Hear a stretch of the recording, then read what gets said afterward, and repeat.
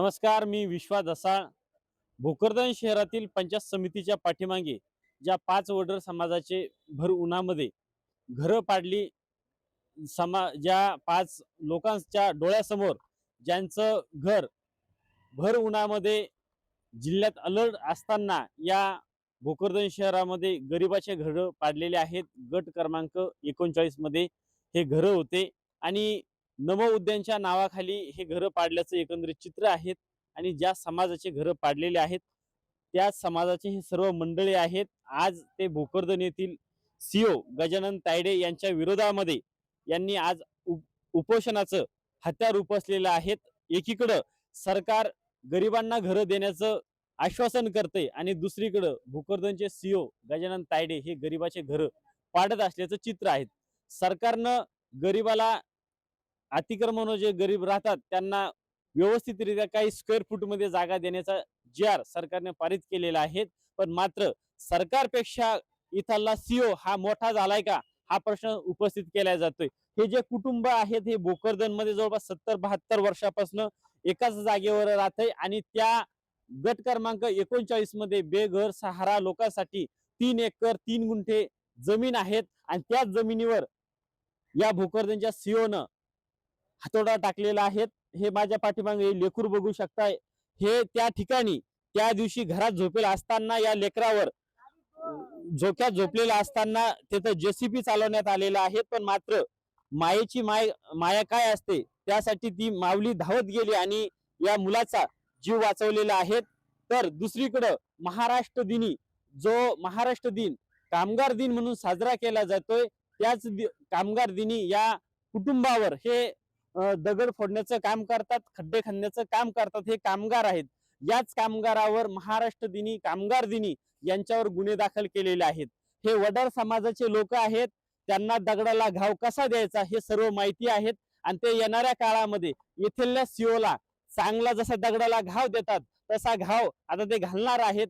त्यासाठी कायदेशीररित्या हा घाव घालणार आहेत, संविधानिक पद्धतीने हा घाव घालणार आहेत. त्यासाठी हे भोकरदन येथे उपोषण सुरू केलेलं आहे. इथला निर्दयी सीओ आजपर्यंत इथल्या जनतेने बघितलेल्या नाहीयेत. गेल्या 7-8 दिवसापासून हे कुटुंब उघड्यावर राहत असल्याचं एकंदरीत सध्याचं चित्र आहे. गरीबाचा वाली कोण? अरे निवडणुकीपुरता ज्या गप्पा मारतात आम्ही गरीबाच्या पाठीशी आहेत ते गेले कुठं, कोणत्या बिळात गेले हा सध्या प्रश्न उपस्थित केला जातोय. ज्या कुटुंबाचं घर पाडलेलं आहे तो तरुण आपल्या सोबत आहेत. काय सांगशील? भर उन्हामध्ये तुझं घर पाडलेलं आहे. दादा, आता शिव साहेबांना आम्हाला एवढं गंभीर परिस्थितीत येऊन टाकलेलं आहे. एवढं ऊन, बारीक लेकरू, आमचे बारीक लेकर, त्यांनी एवढे बेकार हाल चालू आहे आमचे आता की तुम्हाला सांगता बी येणार नाही. आमचे एवढे बेकार हाल चालू आहे.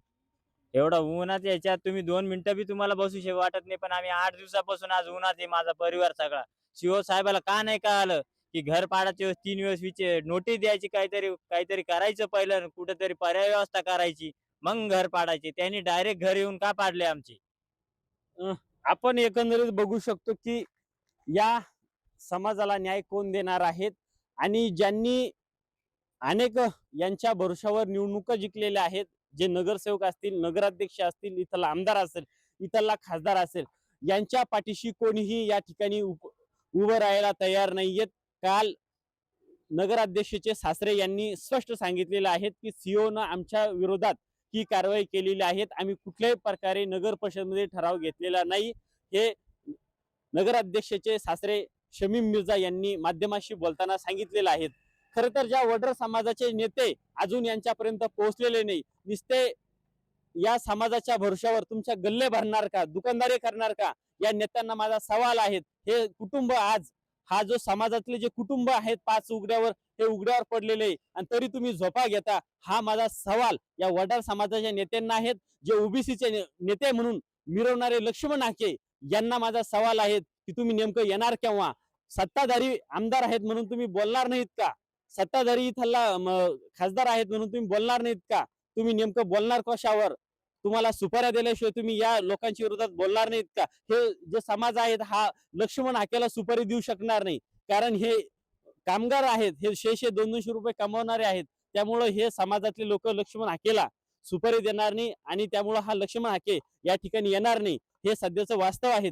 मी विश्वास असा मराठवाडा मीडिया भोकरदन.